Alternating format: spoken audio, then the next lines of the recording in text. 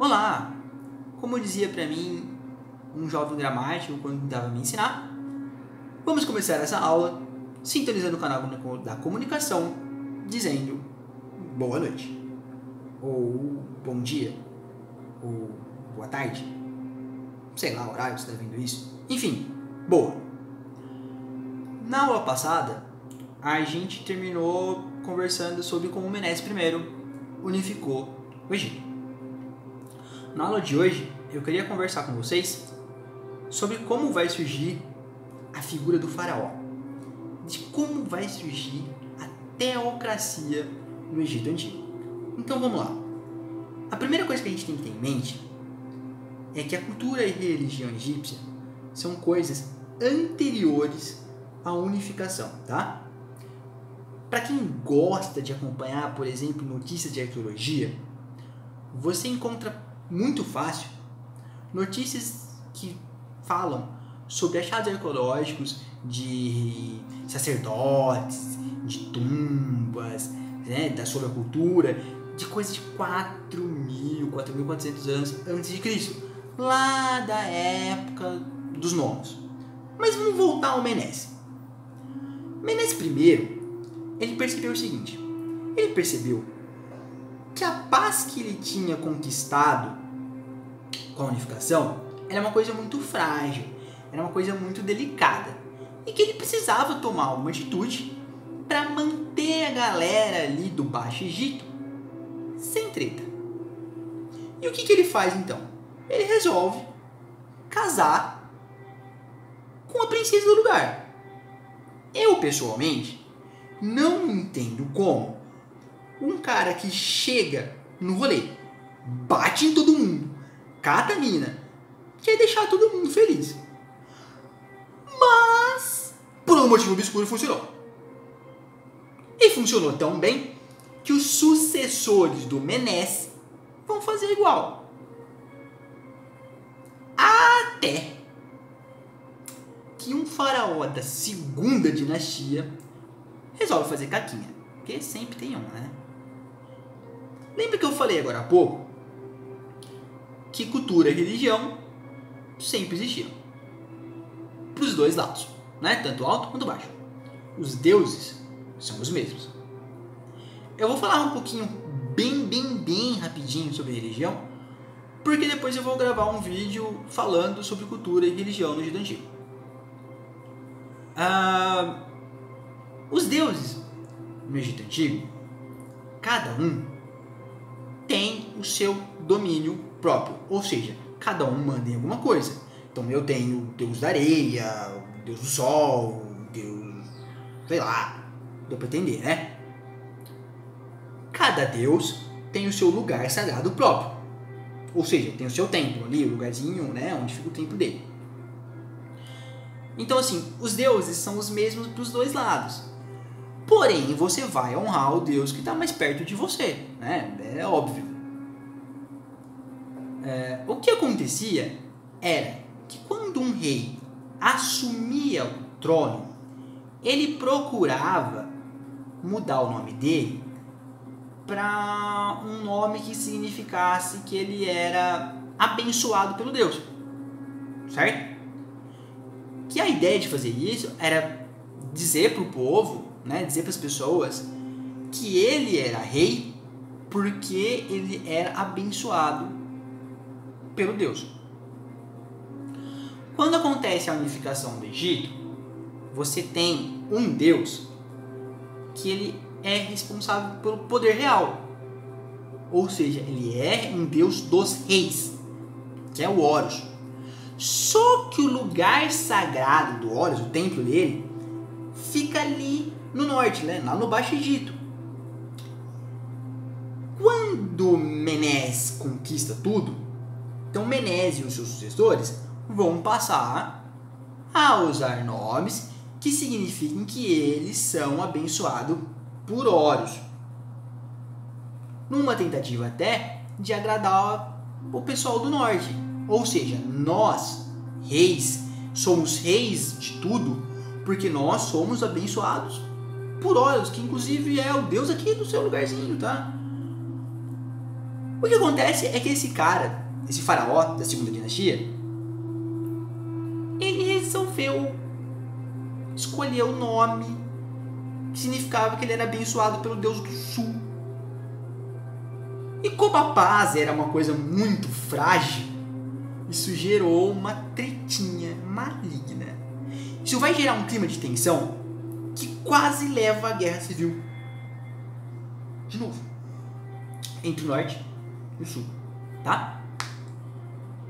E o que acontece é que os sucessores dele, né, a segunda metade da segunda dinastia e a terceira dinastia inteira, vão ter que trabalhar para resolver o problema que esse cara fez. E a solução que eles encontraram foi criar formas litúrgicas, ou seja, formas religiosas, que diziam que, ao assumir nomes, né, ele, faraó, estava assumindo aquele nome porque ele estava recebendo nele a essência divina de Horus e a essência divina de Sete. E que as essências divinas habitavam no faraó em harmonia. Ou seja, preste atenção, o faraó agora ele não tem a bênção divina, ele tem a essência divina dos deuses do norte e do sul.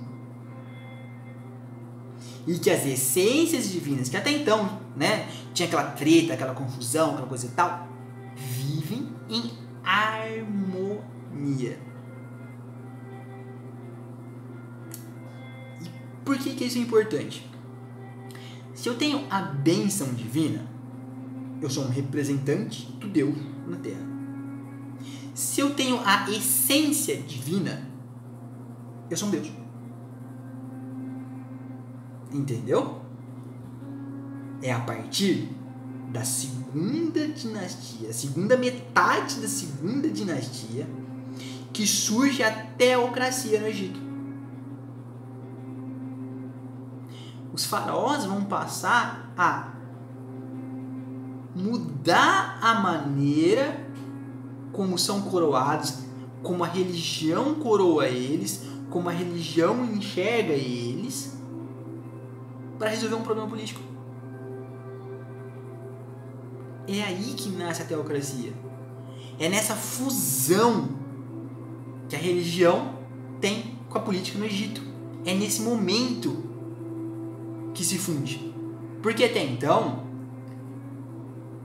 o faraó, ele tinha a bênção, mas ele não era o Deus. Agora não, o cara é o Deus. Manda tudo realmente. Manda nos sacerdotes, manda nos templos, manda em geral. Eu sou Deus. Entendeu? O que é extremamente importante você lembrar sempre. E isso não só para o Egito. Na história, é muito comum a figura de autoridade, ou seja, o poder, precisar de uma maneira de se tornar legítimo, de uma maneira de se legitimar.